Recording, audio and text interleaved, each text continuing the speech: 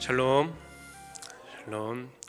하나님께서 오늘 이 저녁에 저희를 예배의 자리로 불러주셨습니다. 우리의 왕 대신 주님을 예배할 텐데요, 사도신경으로 저희의 신앙을 고백하겠습니다. 나는 전능하신 아버지 하나님, 천지의 창조주를 믿습니다. 나는 그의 유일하신 아들 우리 주 예수 그리스도를 믿습니다.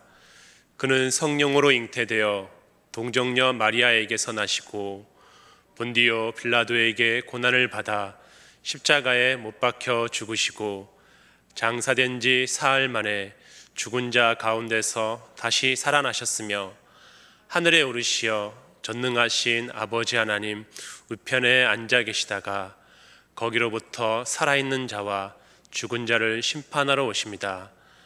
나는 성령을 믿으며 거룩한 공교회와 성도의 교제와 죄를 용서받는 것과 몸의 부활과 영생을 믿습니다. 아멘. 찬송가 292장 함께 찬양하겠습니다. 찬송가 292장입니다.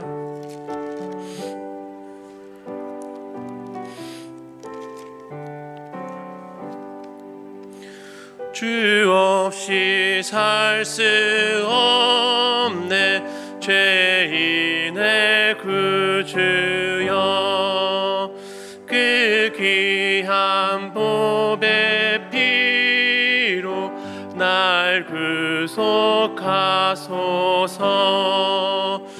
그 주의 사랑으로 흘리신 보혈이 내 소망 나의 위로 내 영광 됩니다.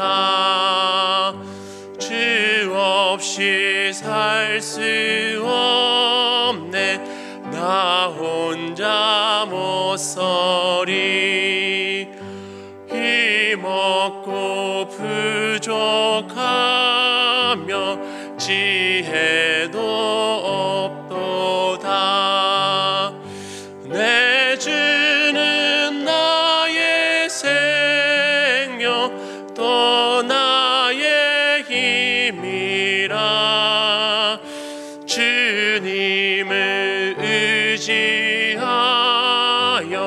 지혜를 얻으리. 주 없이 살 수 없네 내 주는 아신다. 내 영의 깊은 간구 마음의 소원을 주밖에 너의 마음 네 알아주리요. 내 마음 위로하사 평온케 하시네. 주 없이 살 수 없네 세월이 흐르고 이 깊은 고독 속에 내 생명 끝나도 사나운 풍랑일 때 날 지켜주시니 내 곁에 계신 주님 늘 힘이 됩니다.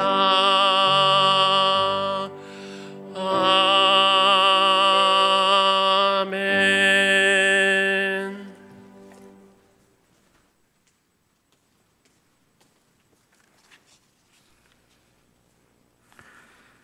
전능하시고 사랑이 많으신 하나님 아버지, 거룩하고 복된 주일 저녁 주님 앞에 나와 예배합니다. 비록 교회 본당에 나와 예배하지 못하지만 온라인으로 각자의 자리에서 예배할 수 있게 해주셔서 감사합니다. 이 시간 주님 홀로 영광 받으시는 예배 되길 원합니다. 하나님 아버지, 뜻대로 살기 원한다고 입술로 고백하면서도 이해되지 않는 상황 속에서 원망하고 내 뜻대로 판단하고 행동하였습니다.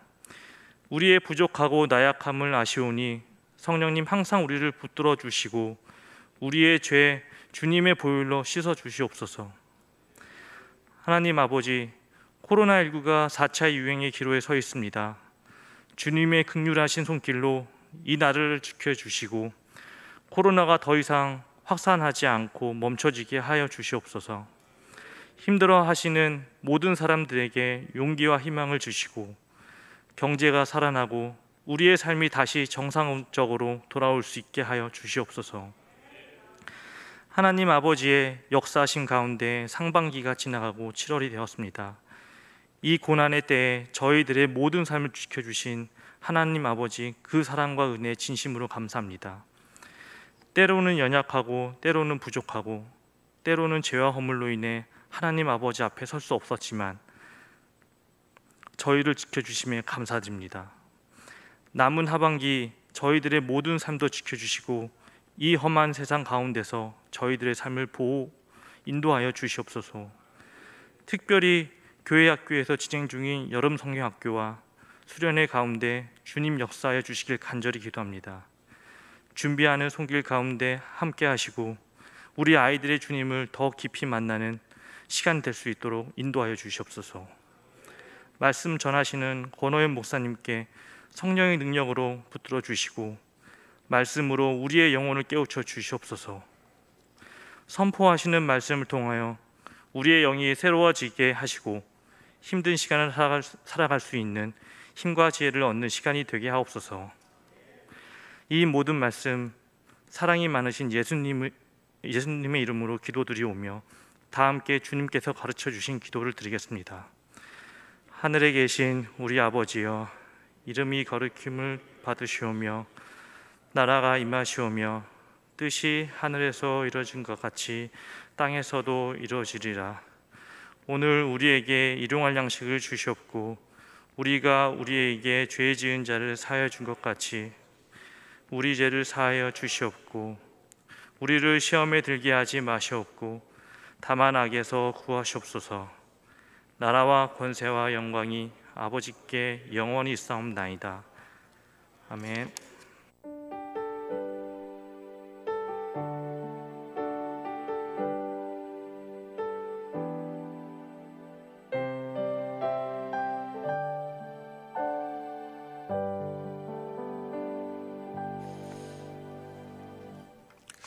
하나님께서 저희에게 주신 말씀은 신약성경 마태복음 11장 28절에서 30절 말씀입니다. 마태복음 11장 28절에서 31절 말씀입니다.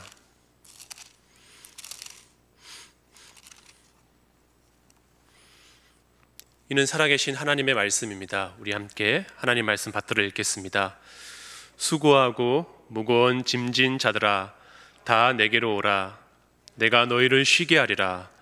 나는 마음이 온유하고 겸손하니 나의 멍에를 베고 내게 배우라. 그리하면 너희 마음이 쉼을 얻으리니 이는 내 멍에는 쉽고 내 짐은 가벼움이라 하시니라. 아멘.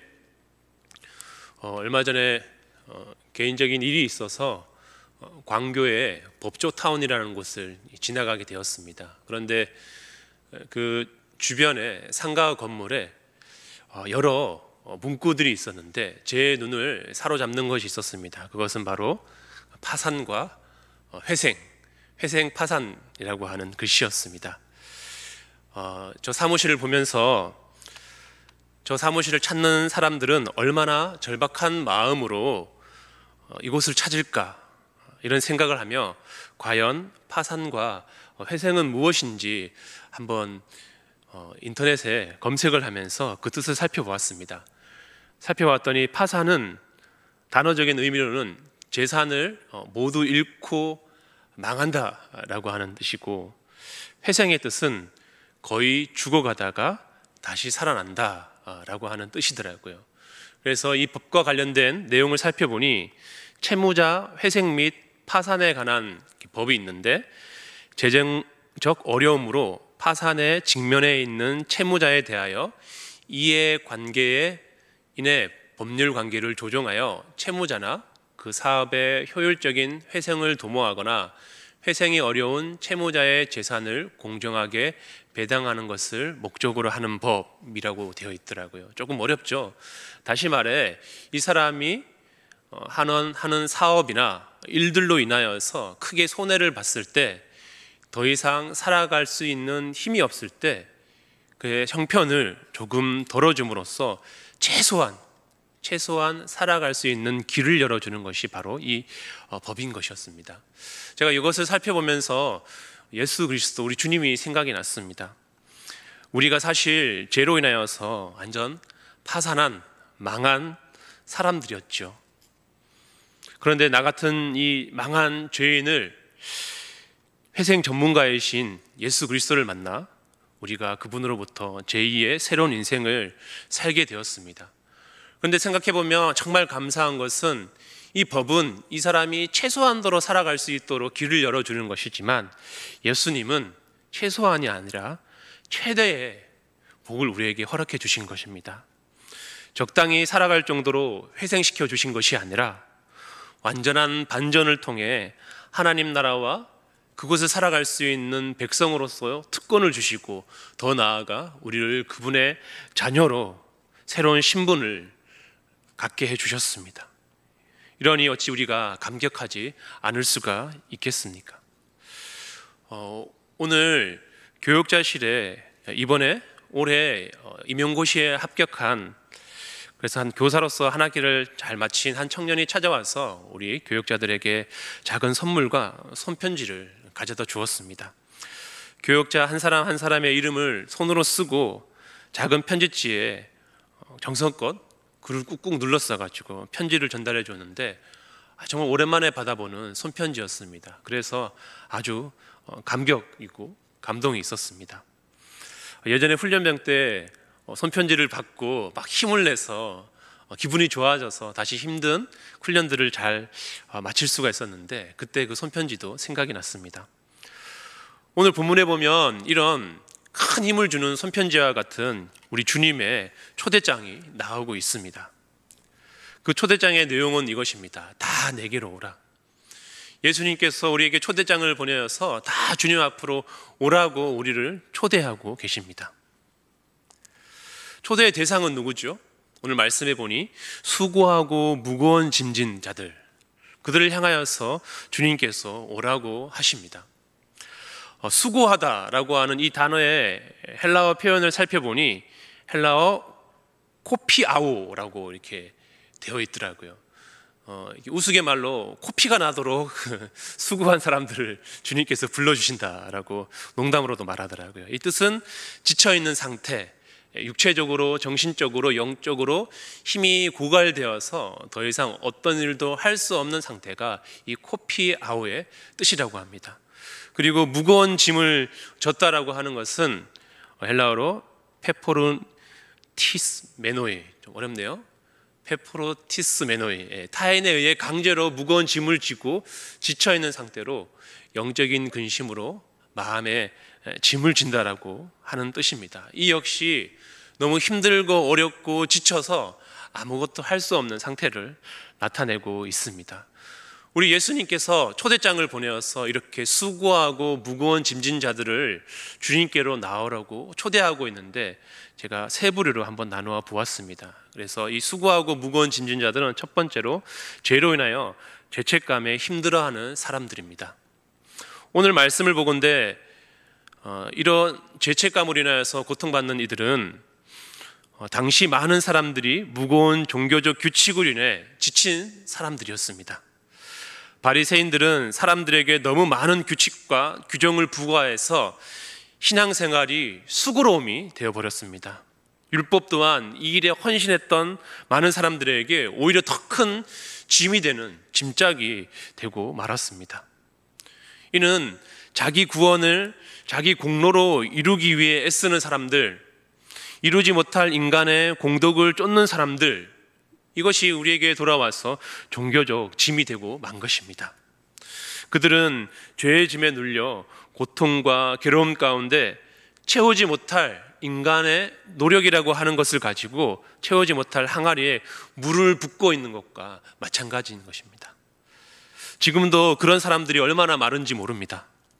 착하게 살면, 좋은 일 많이 하면, 종교적 행위에 충실하면, 정성을 다하면 죄에서 자유함을 얻는다라고 하는 이 비진리에 속아서 얼마나 많은 사람들이 수고하고 무거운 짐으로 고통당하고 있는지 모릅니다.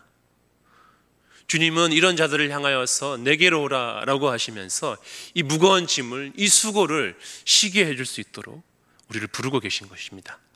두 번째는 많은 일로 인하여서 쉬지 못하는 사람들입니다. 사람들이 일을 많이 해야 잘 산다라고 하는 신화적인 사실을 많은 사람들이 믿고 따르고 있습니다. 이것은 반은 맞고 반은 틀린 이야기입니다. 성실히 일하고 열심히 일하는 사람은 거기에 맞는 대가를 받는 것은 당연한 것입니다. 노력한 만큼 대가를 얻어서 잘 살아야지 좋은 사회이죠. 그런데 정말 잘 사는 것은 이렇게 수고함과 함께 주님과 함께 살아가는 것이 인생의 참된 복입니다. 누가복음 12장에 보면 예수님께서 한 부자 비유를 말씀하십니다. 어떤 부자가 밭에서 풍년을 이루어서 많은 소출을 거두게 되었습니다. 그러니까 이 거둔 소출을 다 저장할 창고와 곳간이 없자 그 마음속으로 계획하고 생각을 합니다. 내가 지금 가지고 있는 이 곳간을 헐고 더 크게 지어서 내 곡식과 모든 물건들을 거기에다 쌓아두고 오랫동안 편하게 쉬면서 남은 생애를 즐겁게 해야 되겠다. 내 영혼아, 여러 해 동안 쓸 물건을 많이 쌓아두었으니 너는 마음을 놓고 먹고 마시고 즐겨라 라고 나름대로 아주 행복한 그런 계획과 꿈을 가졌습니다. 그런데 하나님께서 그에게 나타나 이렇게 말씀하십니다. 어리석은 사람아, 오늘 밤에 내 영혼을 내게서 도로 찾을 것이다.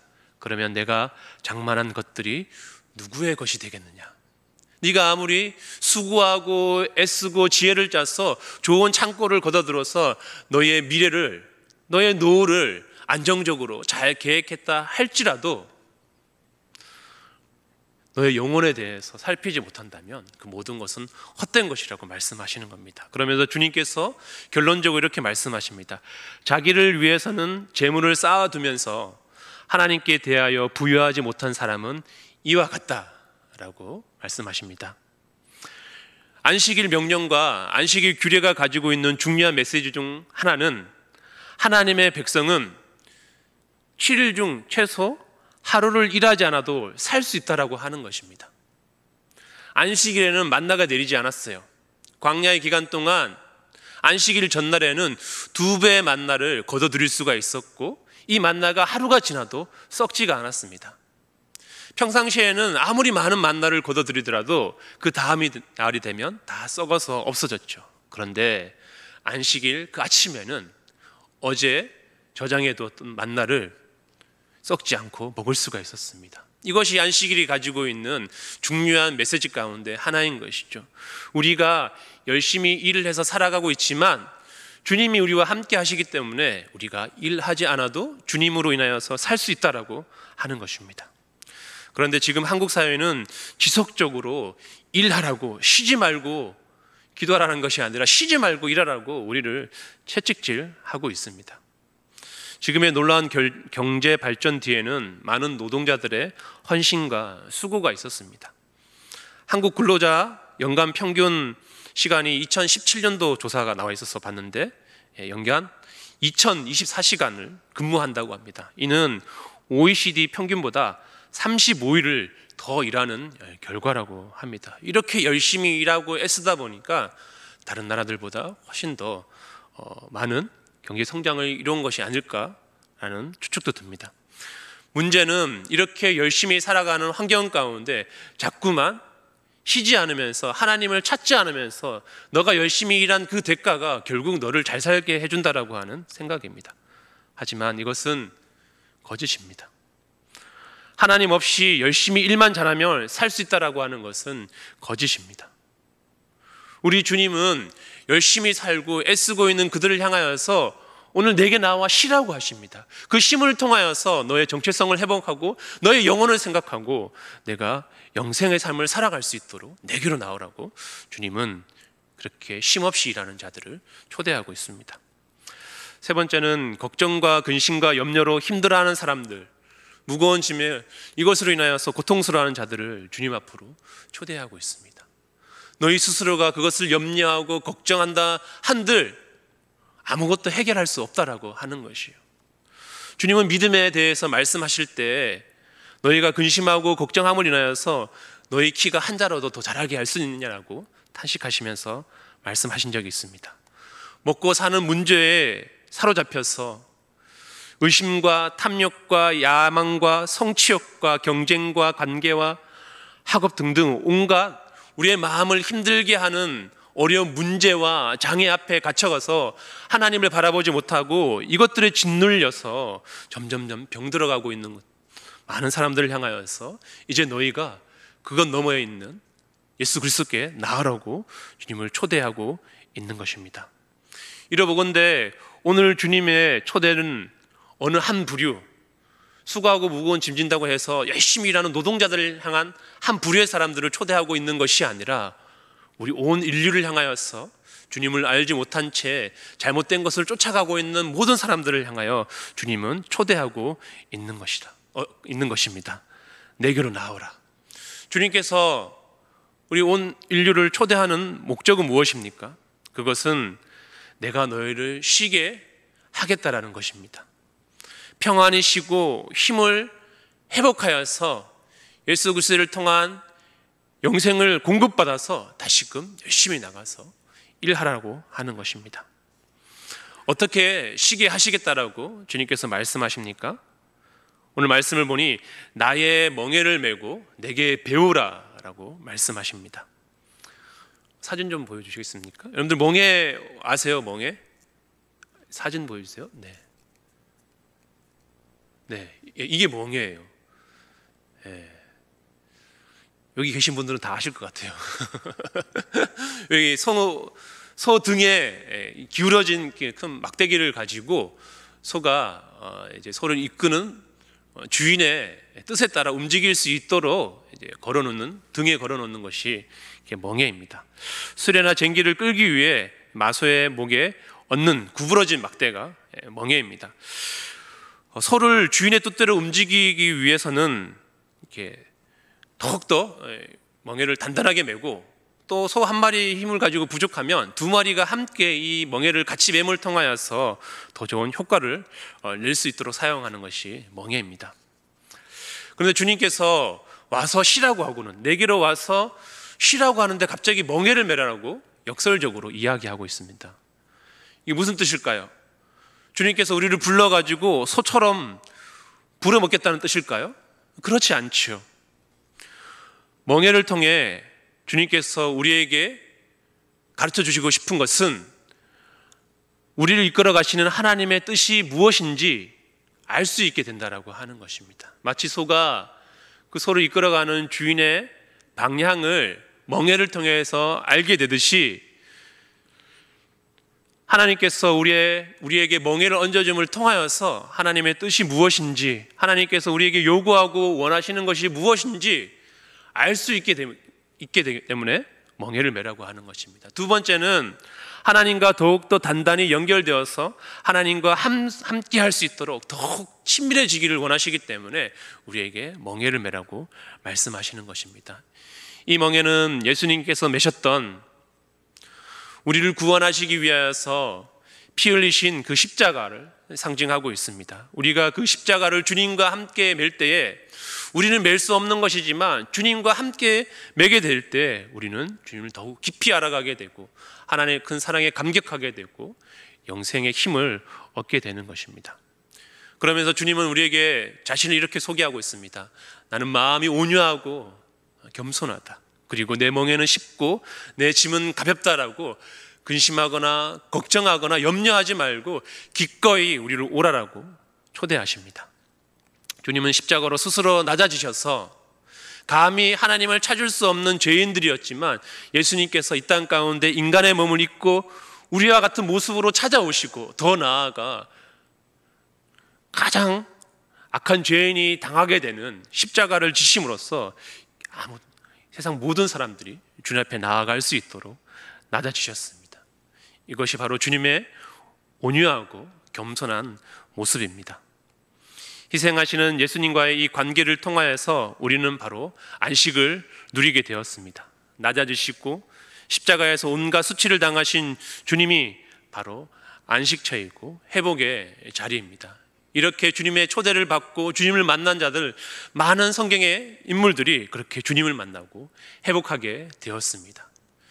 진리를 쫓아 고민하는 니고데모가 예수님을 만남을 통하여서 자유함을 얻게 되었고, 죄 가운데 많은 남편을 둔 수가성 여인이 예수님을 만남을 통하여서 참된 영생의 의미를 깨닫고 영원히 목마르지 않은 생수를 얻게 되었습니다. 이뿐입니까? 많은 병자들이 주님을 만나고, 많은 귀신 들린 사람들이 이렇게 주님을 만나고 지쳐있고 무거운 짐 가운데 눌려있던 그들의 삶이 회복되어지는 것을 경험하였습니다. 이처럼 주님께서는 우리에게 다가오셔서 우리에게 초대장을 내밀면서 내게로 오라고 우리를 초대하고 계십니다. 그러면 이런 초대장 앞에 우리가 어떻게 주님 앞에 나아갈 수 있을까요? 우리가 이미 너무나도 잘 알고 있는 것입니다. 바로 주님의 임재가 있는 곳, 주님이 있는 곳에, 주님이 계시는 그곳에 우리가 나아가면 되는 것입니다. 첫 번째는 예배의 자리입니다. 예배는 우리가 주님과 만나기로 한 약속의 장소입니다. 주님은 예배 가운데 임재하셔서 우리를 만나주시고 우리를 품어주시고 안아주시는 곳입니다. 지금 우리가 성전에 다 함께 모이면 정말 좋겠지만 여러 가지 상황들로 인하여서 성전에 함께 모이지 못하고 있습니다. 그러면 어떻게 할까요? 저는 바라기는 여러분들의 각 가정을 하나님을 예배하는 거룩한 성소로 만들어 가셨으면 좋겠습니다.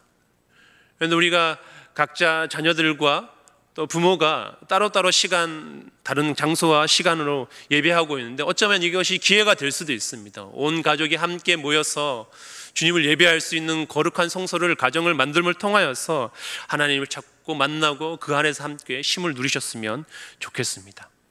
두 번째는 말씀입니다. 우리 교회가 성경 정독표와 또 밤참 가정예배, 밤참 레시피를 통하여서 어떻게 해서든 하나님의 말씀을 가까이 하고 묵상하고 나누어 가려고 애쓰고 있습니다. 왜 우리가 이렇게 말씀을 가까이 하려고 애씁니까? 바로 말씀이 하나님이시기 때문에 그렇습니다. 이 땅 가운데 말씀이 성육신 되어서 오신 분이 바로 예수 그리스도, 로고스 되시는 예수 그리스도입니다. 그러니 우리가 하나님의 말씀을 읽고 묵상하고 있는 것은 단순히 책을 읽고 있는 것이 아니라 살아계신 인격적인 그 주님과 마주하고 교제하고 있다는 사실을 기억하셨으면 좋겠습니다. 그때 말씀을 읽고 묵상할 때 우리의 무너졌던 삶에 무너진 영이 회복되고 치유되고 다시 살아나는 것을 우리는 모두 경험하게 될 것입니다. 세 번째는 기도의 자리입니다. 주님께서 이런 어려운 상황 가운데 정말 원하시는 것은 기도하기를 우리에게 원하시고 있는 것입니다. 오늘 주일 말씀을 통하여서 나눴던 하박국, 그가 조국이었던 남유다의 악한 모습과 패망해 나가는 것을 보면서 탄식하면서 언제까지 침묵하시냐고 주님께 따지듯 묻는 것은 그만큼 그가 사랑하는 민족을 위해, 나라를 위해 기도했다라고 하는 것입니다. 사랑하는 성도 여러분, 지금은 기도해야 할 때입니다. 지금의 어려움과 아픔과 혼란스러운 상황 가운데 대주제 되시는 하나님의 역사가 이루어지기를 여러분들 삶의 자리에, 기도의 자리를 만들고 기도하셨으면 좋겠습니다. 특별히 우리 교회가 월음 기도 운동을 계속해 나아가고 있습니다.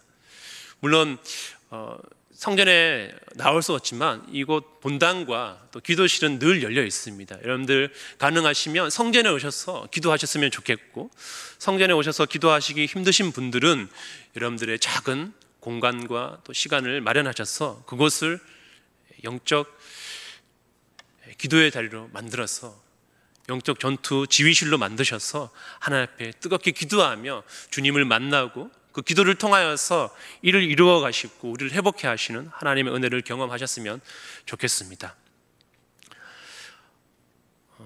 사랑하는 성도 여러분, 우리의 최고 회생 전문가는 바로 예수 그리스도이십니다. 우리의 삶이 죄로 인하여서, 삶의 힘들고 어려운 상황들로 인하여서, 여러 가지 비진리로 인하여서 우리의 삶이 무너졌다면, 마치 파산된 것 같이 망해버린 것 같다면, 우리가 다시금 일어설 수 있는 길은 바로 전문가이신 주님을 찾는 것입니다. 우리가 주님 앞에 나아갈 때 전문가의 우리 인생에 대해서 가장 잘 아시고 우리의 인생을 가장 바른 길로 이끌어 가시는 방법을 아시는 그분께서 우리의 삶을 바른 길로 인도해 가실 것입니다. 그 사진 하나 보여주시겠어요? 여러분들 벵갈나무라고 아세요? 우리 그 예해올 그 로비에 그 작년 여름에 이제 잎이 무성한 건강한 벵갈나무를 로비에다가 두었는데, 제가 식물에 대해서 지식이 너무 짧아가지고 그만 겨울에 이처럼 다 말라 비틀어가지고 죽게 되었어요. 저는 이제 죽은 줄 알고 이제 포기하고 있었는데, 우리 교회 사무장 지사님께서 이 나무를 딱 보더니 이 나무는 죽지 않고 자고 있습니다 라고 죽은 것이 아니라라고 이렇게 말씀하시더라고요. 그래서 자기한테 맡기면 내가 살려놓겠노라라고 이렇게 말씀하시더라고요. 그래서 지사님이 이 화분 나무를 가져가시더니 뭐 어떻게 하셨나 봐요. 제가 과정은 못 봤어요. 그런데 어느 날 제가 여기 안내데스크 뒤에 딱 가보니까 어디서 많이 보던 나무가 있더라고요. 이렇게 됐어요. 다 죽어가던 이 벵갈나무가 우리 화분 식물 전문가이신 우리 사부장 지사님 손에 맡겨지니까 이렇게 다시 이렇게 멋지게 살아났더라고요. 제가 그것을 보면서 얼마나 큰 감격을 받았는지 몰라요. 전문가의 손에 맡겨진다라고 하는 것, 여러분, 우리가 어떤 이가 중한 병에 걸리면 그 중한 병을 잘 고칠 수 있는 유명한 전문의 의사를 찾아서 병원을 골라서 가고, 또 우리가 어떤 머리도 자를 때 그냥 아무 때나 가서 자르면 되지만, 또 어떤 분들은 아주 비싼 좋은 전문가에 찾아가지고 머리를 맡기기도 하면서 우리의 삶의 문제가 되면 전문가를 찾아가게 되어 있습니다. 자동차가 고장 났을 때는 어디로 가야 하나요? 카센터로 가야죠. 휴대폰이 고장 나면 수리점으로 가야 하고요. 물건을 도둑맞으면 경찰서로 가야 하고, 우리 이런 삶에 여러 가지 문제가 생길 때 어디에 전문가가 있는지 다 알고 있어요. 그렇다면 여러분들, 우리의 영혼과 우리의 삶에 문제가 생기고 지치고 낙담하고 갈 길이 보이지 않을 때 우리가 누구를 찾아야 할까요? 바로 전문가이신, 우리 인생의 전문가이신 예수 그리스도, 그분을 찾아야 하는 것입니다. 우리에게 이렇게 친절하게 초대장을 써주면서 수고하고 무거운 짐진 자들아 다 내게로 나오라고 주님 우리를 초대하고 계십니다. 우리 전문가이신, 회생 전문가이신 우리 예수님을 신뢰하며 기꺼이 그분 앞에 나아가 회복을 경험하는 저희 모두가 되었으면 좋겠습니다. 제가 기도하겠습니다. 하나님, 우리 아버지, 저희에게 예수님을 보내주셔서 감사드립니다. 저희는 음란한 세대에 물질 만능주의에 빠져 돈만 쫓는 죄악된 세상을 살아가고 있는지도 모릅니다. 죄의 죄책감과 끝없는 일과 내 안의 욕망으로 인해 수고하고 짐에 눌려 있습니다. 믿음이 흔들릴 때도 있었고, 삶이 무너져 망하고 파산한 것 같은 큰 위기에 놓여버릴 때도 너무나 많습니다. 주님, 그럼에도 정말 감사한 것은 우리 인생의 회생 전문가이신 예수님이 계시기 때문에 저희에게 소망이 있습니다. 오늘 말씀을 통하여서 내게로 나오라고 하는 주님의 초대의 말씀을 듣습니다. 예수 그리스도를 믿음으로 붙들고 주님을 찾고 동행하는 삶을 살아갈 수 있도록 저희를 붙들어 주시옵소서. 그분 안에서 더럽혀진 우리의 영혼과 삶이 다시금 씻겨지고 거룩하게 되게 하여 주시옵시고, 지쳐 아무것도 할 수 없는 우리에게 새힘 불어넣어 주셔서 주님 안에 힘을 내고 다시금 주님이 원하시는 그 길로 담대히 나아갈 수 있도록 저희를 회복시켜 주시옵소서. 감사드리며 우리 구주 예수 그리스도 이름으로 기도합니다. 아멘. 우리 함께 자리에서 일어나셔서 우리 옆 사람에게 샬롬으로 인사하도록 하겠습니다. 샬롬, 샬롬. 우리 주님께 나아갑시다 라고 권면하겠습니다. 우리 주님께 나아갑시다. 찬송가 542장 함께 찬양하겠습니다. 542장입니다.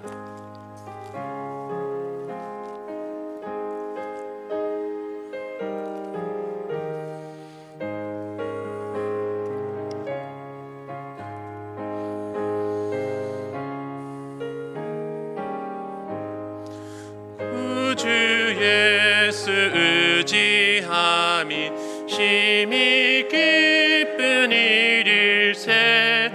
영생 허락 받았으니 의심하주 없도다.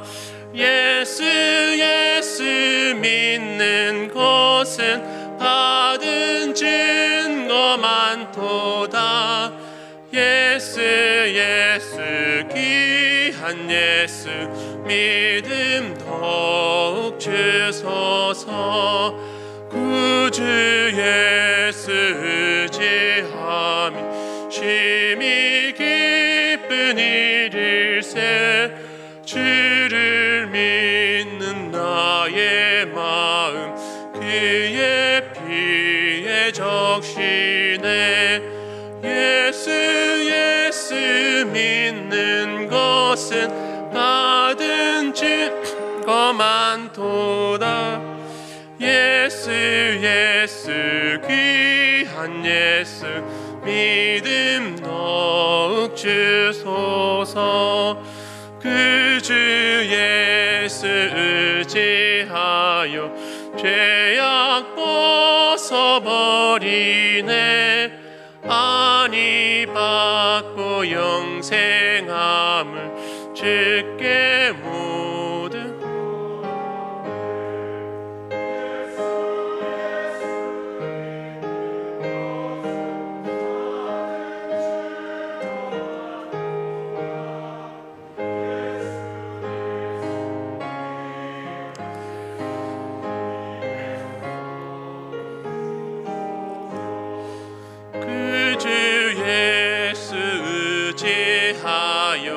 그 원함을 얻었네.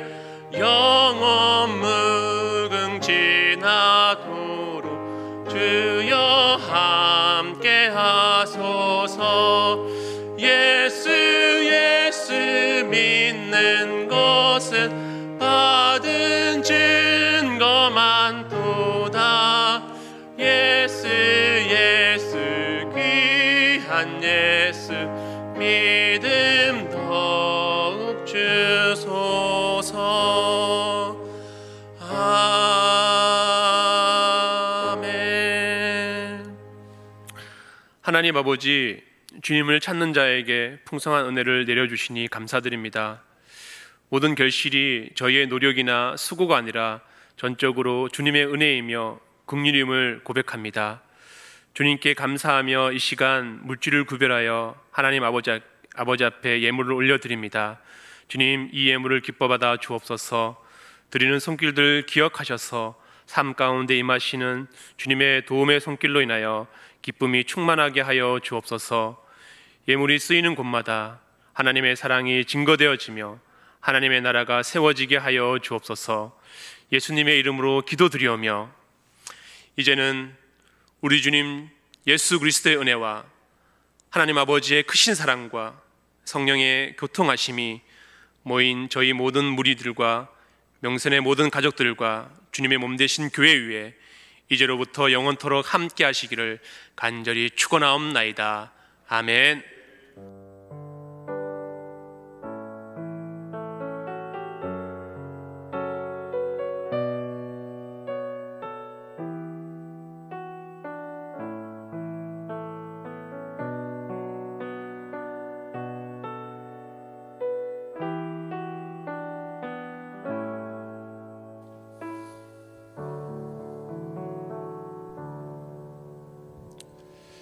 주일 저녁 예배를 마쳤습니다. 한 주간 평안하시기를 바랍니다. 안녕히 돌아가십시오.